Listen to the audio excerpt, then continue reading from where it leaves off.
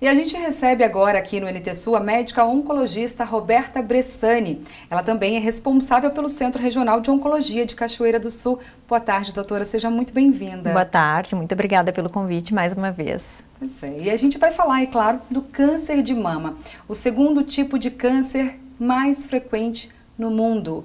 E eu gostaria de saber, para a gente começar esse bate-papo aqui, o câncer, ele pode ser assintomático, o câncer de mama especificamente? Pode sim, e eu acho essa pergunta muito pertinente, porque assim, o câncer de mama, quando ele vem assintomático, geralmente são na fase inicial em que a gente está descobrindo ele, e essa é a fase mais importante para o nosso diagnóstico, porque tudo que a gente quer é tentar prevenir o câncer e quando não for possível pegar ele no estágio inicial. Então assim, muitas vezes a mulher não percebe nódulo nenhum na mama, não sente dor, nada. E como é que a gente faz esse diagnóstico, então, para pegar esse câncer no início? São através dos exames de rotina.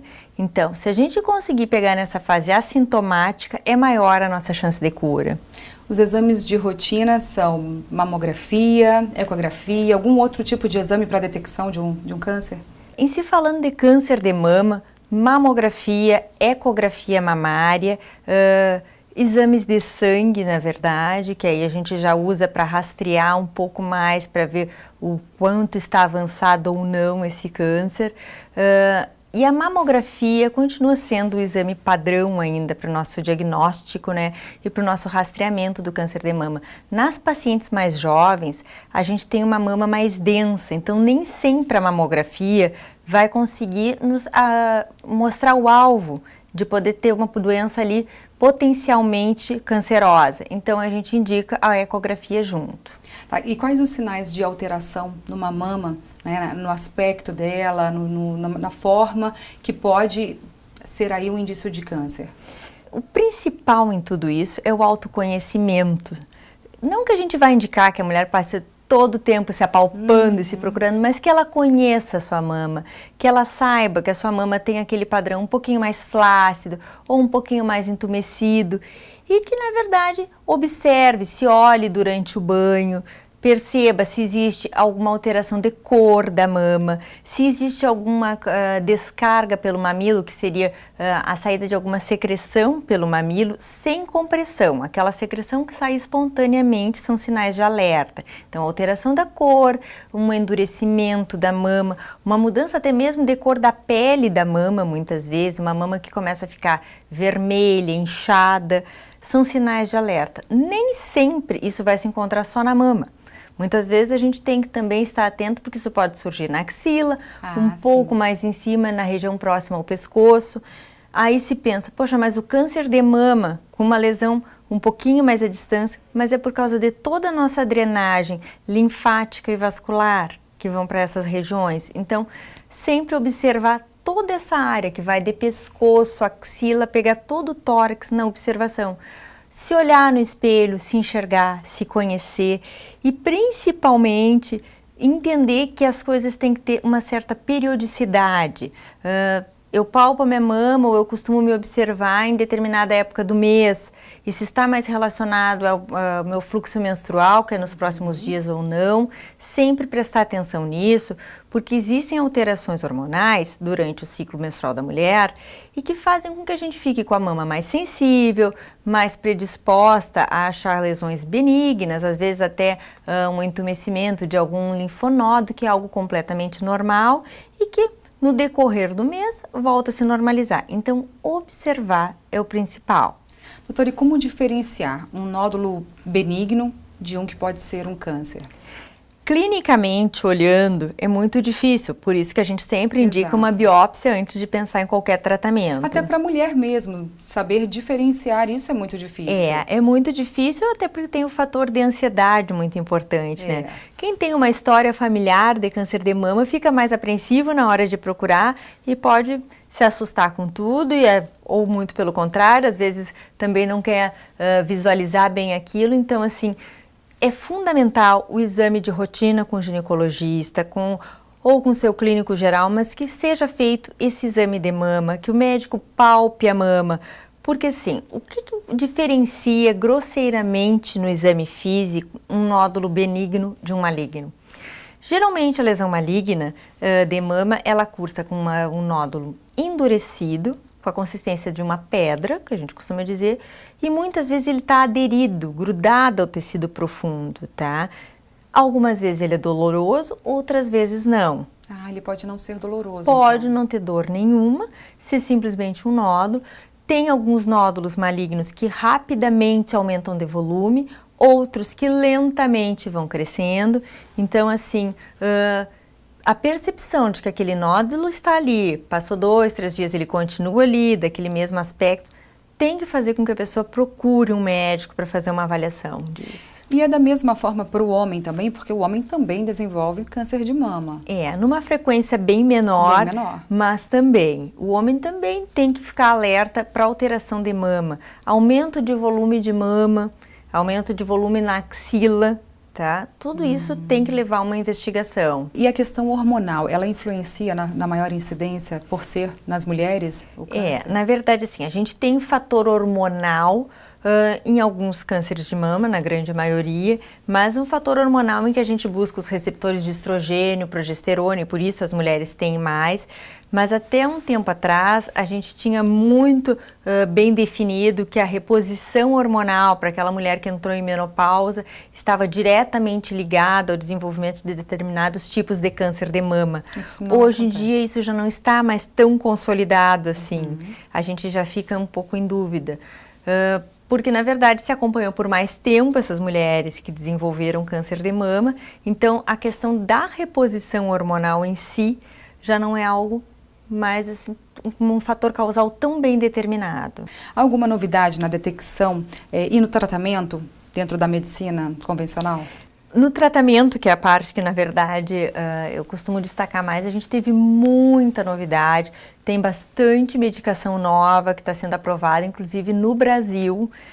Tem uma medicação que a gente vem lutando há muito tempo para conseguir, que é uma medicação que vai beneficiar mulheres que têm aquele tipo de câncer de mama um pouco mais agressivo. Até então, a gente sabe que 20% dos cânceres de mama vão ter esse receptor HER2 positivo e que, se ele for bloqueado, a gente diminui essa agressividade dele. No Brasil, até então, essa medicação não era liberada para uso no Sistema Único de Saúde. Tá? Então, isso foi recentemente aprovado pela Anvisa e deve estar chegando no mercado nos próximos 2, 3 meses. A gente acredita que em janeiro isso já vai estar em uso. Tá, e o que você me diz dos tratamentos alternativos? A gente ouve falar em muita coisa de tratamento alternativo, ainda mais com a internet agora, à É. disposição para todo mundo falar o que é. Na verdade, tudo que a gente tem que pesar é o que está sendo usado de tratamento alternativo.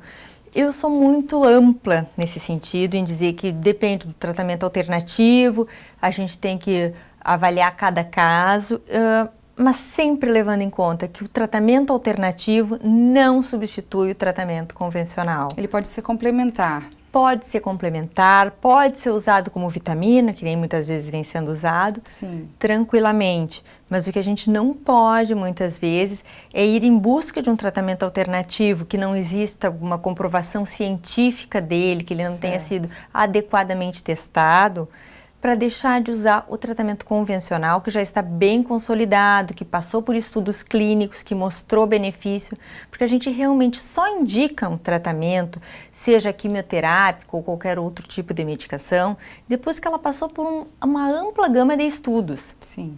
E a químio e a rádio ainda são ainda é o tratamento principal? Cirurgia, quimioterapia, radioterapia, aconteceram muitas inovações que eu acho que beneficiou muito as pacientes com câncer de mama. Hoje em dia a paciente já pode fazer uma cirurgia e já sair com a fase de reconstrução da mama desta primeira cirurgia e depois vai fazer a complementação do tratamento com quimioterapia.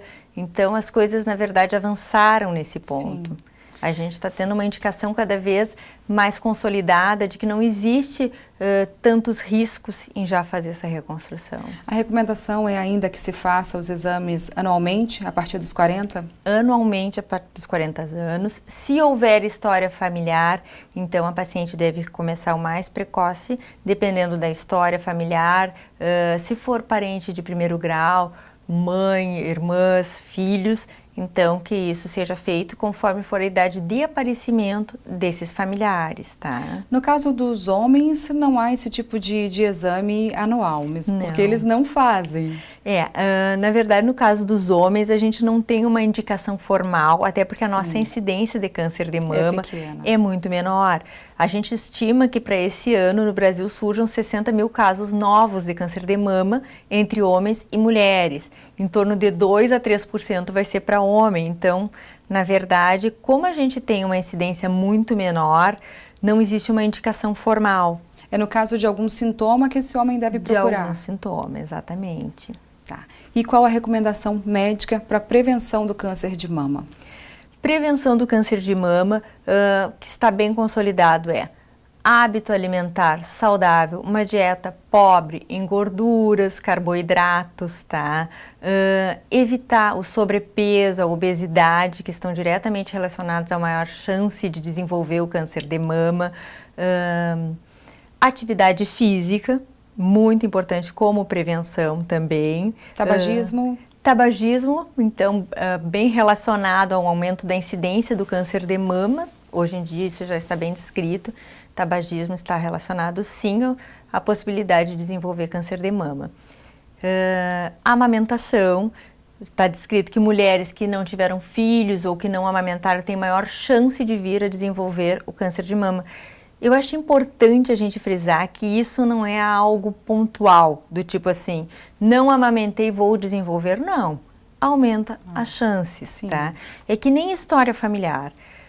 A maioria dos cânceres de mama não tem uma história familiar, não tem um perfil genético assim, de na família já ter casos. Esses são a minoria dos casos, então muitas vezes a mãe teve câncer de mama, a filha tem que ser acompanhada de perto, mas não quer dizer que necessariamente ela vai ter. Assim como a paciente que não tem nenhuma história de câncer de mama familiar, também tem que estar atenta. Exato. O uso de agrotóxicos, doutora, pode ser um causador? O uso de agrotóxicos, substâncias tóxicas, né, estão relacionadas, sim. Tá certo. Doutora, muito obrigada pelas suas informações. Muito obrigada pelo convite, espero ter esclarecido. Com certeza esclareceu, muito obrigada. Bom, nós ficamos por aqui, obrigada pela tua companhia. Cuide-se, viu? A gente se vê. Tchau!